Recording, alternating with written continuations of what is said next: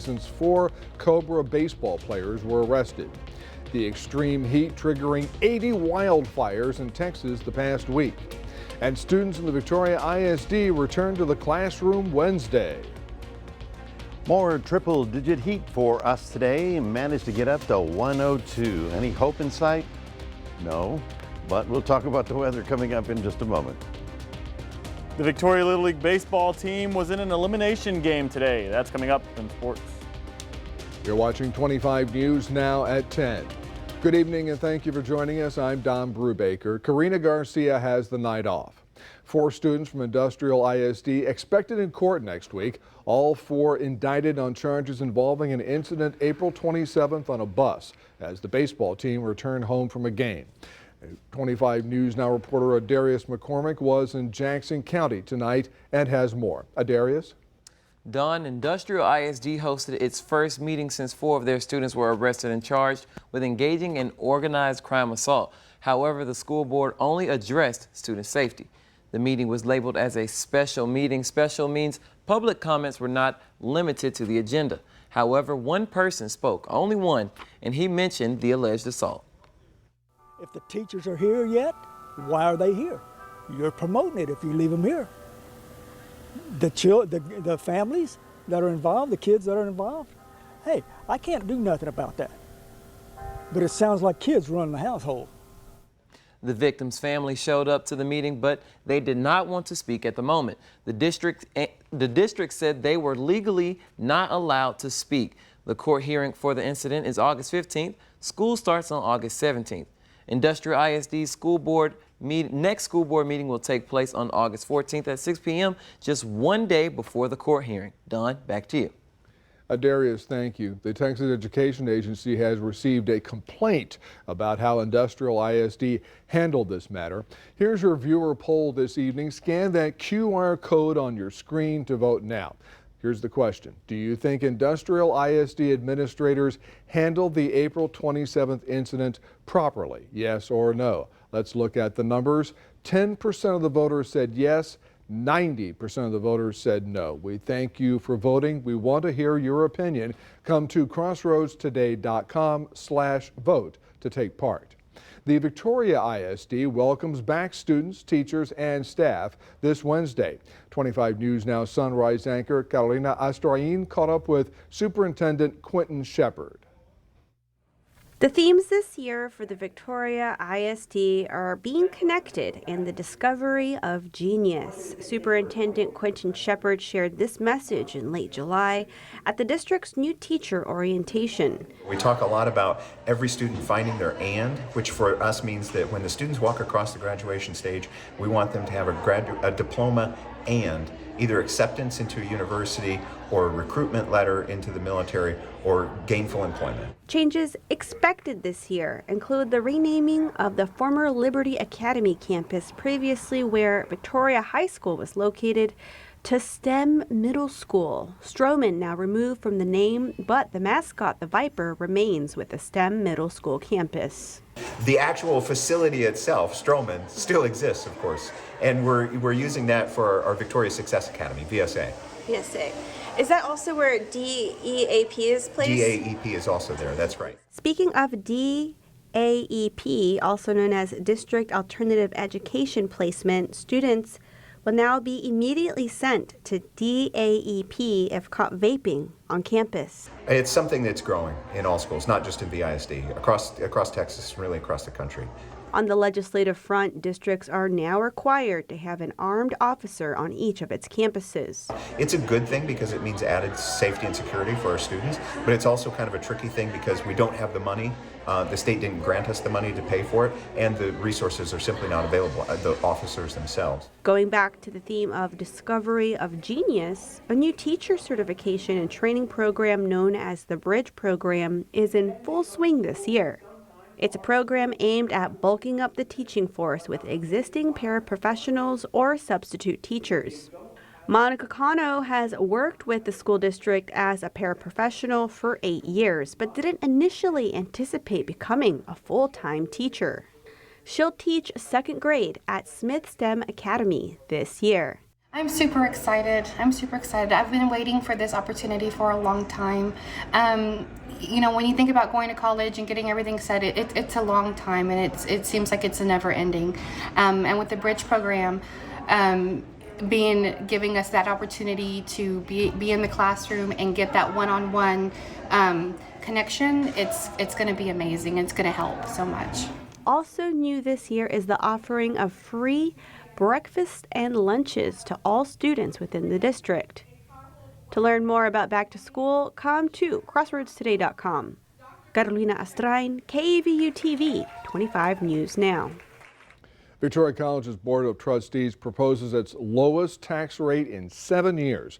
During a special meeting Monday, the board proposed a property tax rate of 17.22 cents per $100 of taxable value, a decrease of 12% from the current tax rate. The board will host a public hearing on the proposed tax rate during a special meeting on Monday, August 14th, that's next Monday, in room 101 of the Academic Building at VC's main campus, 2200 East Red River Street. Goliad County Sheriff's deputies made a drug arrest Monday.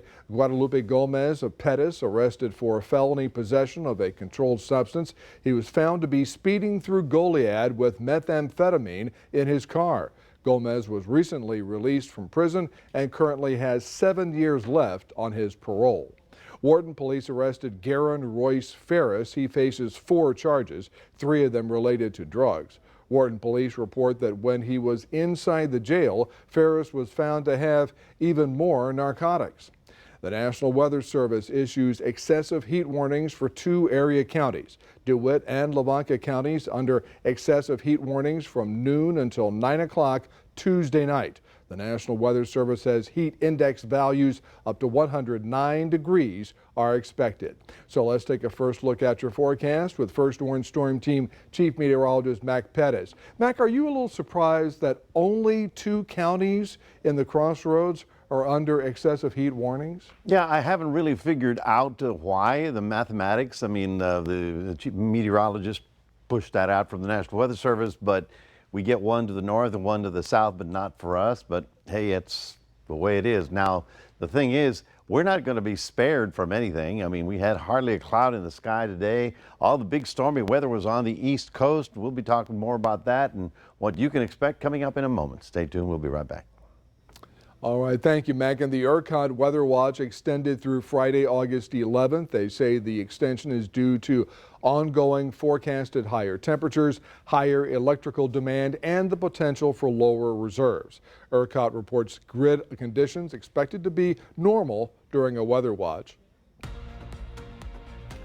The Texas A&M Forest Service raised the state preparedness level after crews across the state responded to 80 wildfires over the past week. Now, over the past 7 days, the service responded to fires that spanned over 8,500 acres. 41 of those fires occurred since last Friday.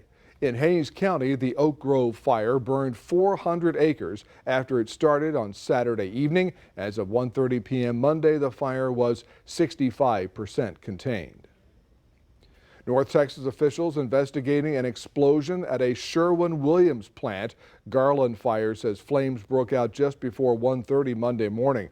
A worker at the plant was hurt and treated at the scene. The fire has since been put out. While Sherwin-Williams is best known for its paint, this particular factory made industrial coatings and resins. But the public should still stay clear of the area. It's unclear how the fire started. Attorneys for suspended Attorney General Ken Paxton filed several motions over the weekend to dismiss additional articles of impeachment. The Texas Tribune reports Paxton's attorneys argued that the allegations are baseless or fall under the duties of the Attorney General's office. In the documents, Paxton's attorneys accused House impeachment managers of using what they called any means necessary to, quote, overturn the will of voters, unquote, who elected Paxton last year. Paxton's team also downplayed the severity of the accusations against him. Starting in September, college athletes in Texas must compete on teams that match their biological sex. Governor Abbott signed the Safe Women's Sports Act into law today. It forbids transgender students from competing on sports teams that match their gender identity. Instead, All athletes will be limited to play for teams that match the sex stated on their birth certificates. A ban on gender-affirming care for transgender minors also takes effect next month. Remember to subscribe to our YouTube channel, Crossroads Today. Hit the like button and click the notification bell. Then you can see Crossroads Today on YouTube. And stay with us. Coming up on 25 News now at 10. Police in Montgomery, Alabama have arrested multiple people after a brawl took place on a riverfront boardwalk. Also ahead, the GOP presidential candidates share their criticisms of former President Donald Trump while on the campaign trail.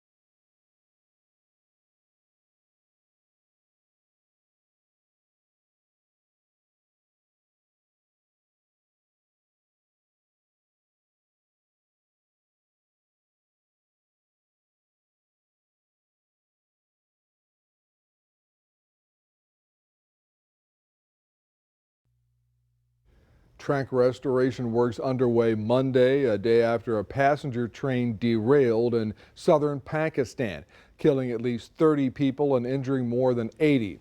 Around 10 cars of a passenger train derailed about 170 miles from the country's largest city. Crashes on Pakistan's decaying rail system are common. Successive governments have tried to secure funds to upgrade the rail network as part of Road Initiative for Infrastructure projects. New video shows a weekend brawl happening on an Alabama boardwalk. Police say the fight started Saturday evening on a dock along the Alabama River in Montgomery. Witnesses say the fight started because a pontoon boat was blocking the dock reserved for a city-owned riverboat. Police confirm multiple arrests were made and they are looking into exactly what charges will be filed. The city's mayor says this kind of violence should never happen. Fortunate incident. You know, our statement that we put out the other day is that it's something that shouldn't have happened, and it's something that we're investigating right now. We'll continue to go through that process before we take any additional steps, but it's something that I think we all have to be concerned about, not only here in Montgomery, but in any community. Investigators said on Sunday 4 arrest warrants were still outstanding and more could be coming as they go through videos provided by the public as well as the city's surveillance systems. As former President Donald Trump's legal problems grow, so does criticism from candidates running against him. Republicans in the campaign trail offering their sharpest words yet of the former vice president. Florida Governor Ron DeSantis saying directly what his chief rival, former President Donald Trump, refuses to, that Trump lost the 2020 election. Of course he lost. Joe Biden's the president. DeSantis making the case in a new interview that if the 2024 election is about Trump and his legal battles, Republicans will lose. That's not a pathway for success for the Republican Party. I think a lot of our voters understand that. It's a similar line of attack former New Jersey Governor Chris Christie has been using against the former president. I want Republican voters to know this is a preview of the election coming up if Donald Trump's the nominee. He'll be talking about Donald Trump rather than Joe Biden. And what we should be focused on is talking about Joe Biden and his record, and that's why he cannot be the nominee. Many of the Republican candidates spent the weekend in Iowa, courting voters in the first-in-the-nation caucus state. Iowa's an important state, not because of the caucuses, that's an important thing, but for our national security.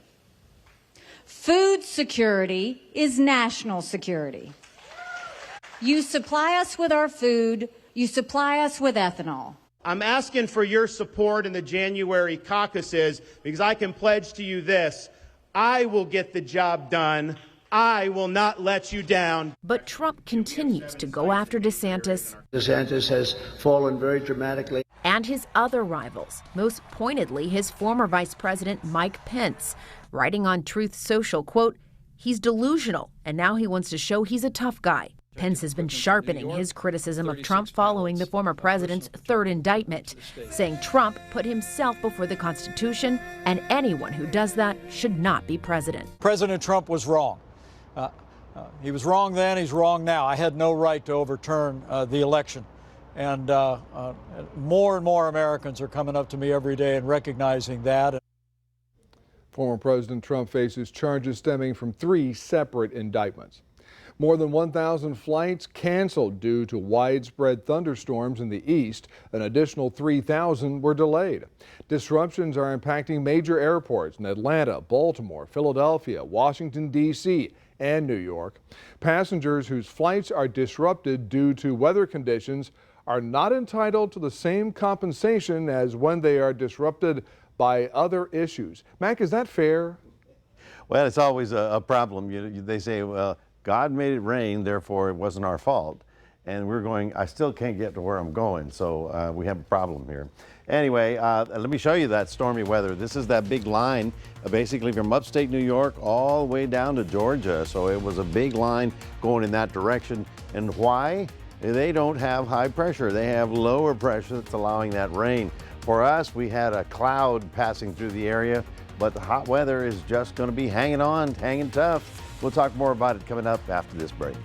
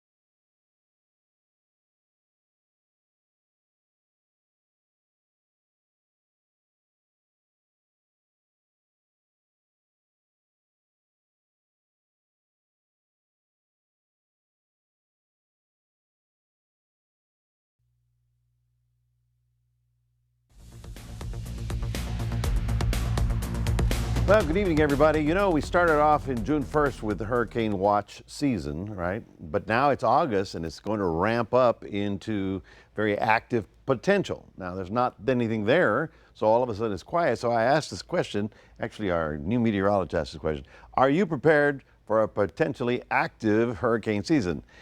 34% say, yeah, bring it on. 34 says, well, I have a plan. 28 says, no, I don't have a clue. And what's a hurricane? 4%. Now, you people, we got to work with you guys. So you can go to crossroadstoday.com and look for the weather page, and you'll have that question, and you can vote too. It's kind of fun to see how people are worried or not caring about the season. Right now, we're at 86 degrees. We managed to get up to 102 today, 1 degree off the record high. Yeah, it was a warm one. And here's a little bit of an interesting thing. In June, we had one 100-degree day. In July, we had 19 days out of the month that were at 100 or more. And so far, every day in August has been over 100 degrees, including today. So we're definitely going into the record books so far at 25, 26 days. And who knows by the end of this month where we'll be. 105, 102 for us, 106 in Gonzales, 104 in Kennedy. Yes, just hot and it's ugly out there. You can imagine how many people in Texas have their air conditioners on. So that's why we, just to be on the safe side, have to be cautious. So conserve energy, turn it off if you're not going to be home all day, unless you have a cat or a dog, something like that. But try and do the heavy equipment, the heavy appliances, either late at night or early in the day, not in the peak time when everybody's trying to stay cool. These are your forecast highs for tomorrow. As you can see, triple digits once again. We had hardly a cloud in the sky today, and as Don mentioned, all of the East Coast was slammed by this big line of storms. You can see it right here, starting in Georgia. For a while, eastern Pennsylvania was under a tornado watch, but the good news is that is all coming to an end as it's moving out offshore. So for us, we have, of course, our heat advisories and we have our red flag warnings. The other problem is that everything is beginning to dry out. We call it desiccate. And so we've got a lot of dry vegetation, and so all over the state, we have to be very cautious with anything that looks like a flame. And of course, the hot weather is just pretty much all over the place. So your day planner for tomorrow, for those of you in Port Lavaca, we start off at 83. That's as cool as it's going to get, getting up to 96, lots of sunshine, no real chance for any kind of clouds or even a shower or two. A few morning clouds in Cuero, but getting up to 102 with abundant sun. Whatever you've done all summer long to just survive the heat, well, we're going to have to do it again tomorrow. Looks like a hot one, about 100, 101, somewhere around there. And we're staying right on the triple-digit mark all the way through the next 7 days. So don't give up hope, folks. September, well, let's see. The kids are back in school, so that means fall is going to be here any minute now. That's your 7-day forecast. We want to remind everybody we've got a QR code. We'd love for you to scan that and put Crossroads Today on your phone. Here's Gino with sports. Thanks, Mac. The fans in Frisco showed up to see Messi, but there was also a playoff game going on. We'll have that after the break.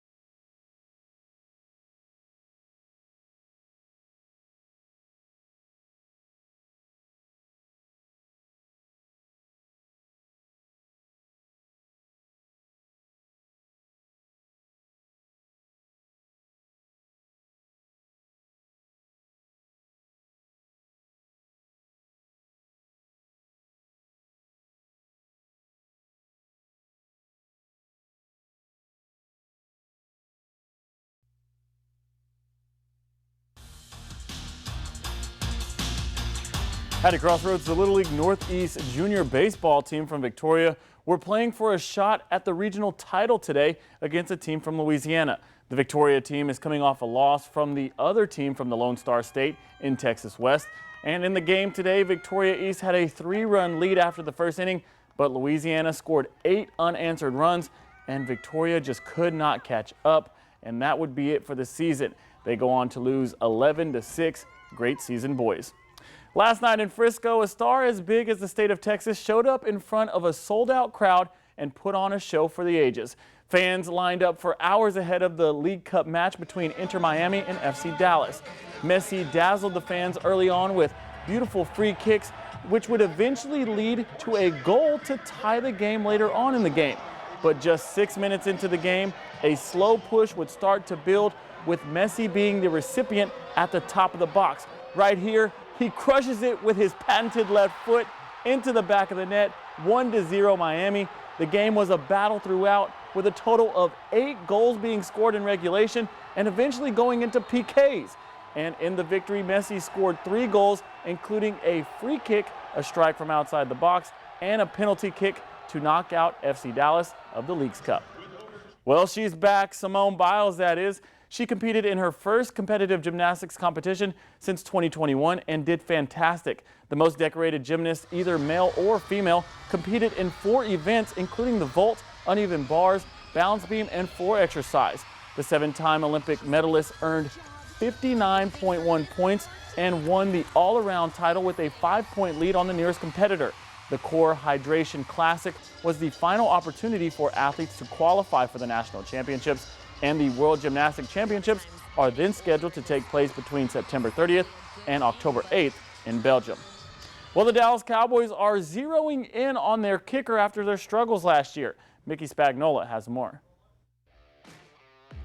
So it didn't take long after poor kicking performances in Saturday's practice for the Cowboys to switch up their kicking situation, releasing Tristan Vizcaino and going with Brandon Aubrey. Mike McCarthy tells us why on Cowboys Daily. Tristan, obviously was with us at the end of last year, so, during the evaluation process, we felt that, it's an opportunity to give Brandon the majority of the reps. But, as far as another kicker competition, yeah, we're always open to that. It's not a set, but I'm excited about this, our young guy. And for our Twitter question, we go to Bazan J20, wants to know if the Cowboys will use a fullback this year. That's to be decided. Hunter Lepke is the only fullback in practice. The Cowboys are going to have to decide between a fullback and a tight end. Send your questions to @Spags52 on Twitter. Well, that's your sports. Don, back to you. All right, Gino, thank you. And stay with us. Coming up on 25 News now at 10, we'll take a last look at your weather. Plus, a 25-year-old man in Florida rescued from a sinking boat Saturday.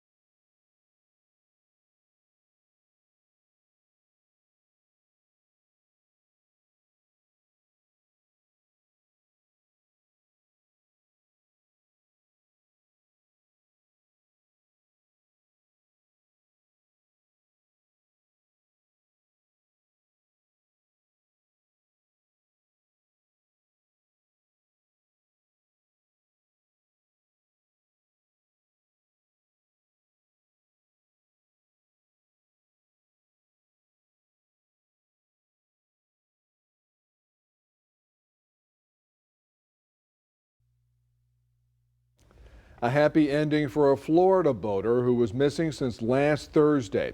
On Saturday, 25-year-old Charles Gregory found alive after he was located 12 miles offshore near St. Augustine. He was found in his partially submerged 12-foot John boat, suffering from dehydration. Gregory's parents spent more than 24 hours fearing the worst after saying he was last seen Thursday night. The family says they had all but given up when the Coast Guard miraculously found him alive. Cannot thank the Coast Guard, Fire Rescue, St. Augustine, everybody, the paddle boarders, everybody. We just want to say thank you so much. The U.S. Coast Guard says this is a reminder to always bring all the safety and communication equipment when traveling on the water. A proposed MMA fight between Meta's and X's CEOs is back on without a date.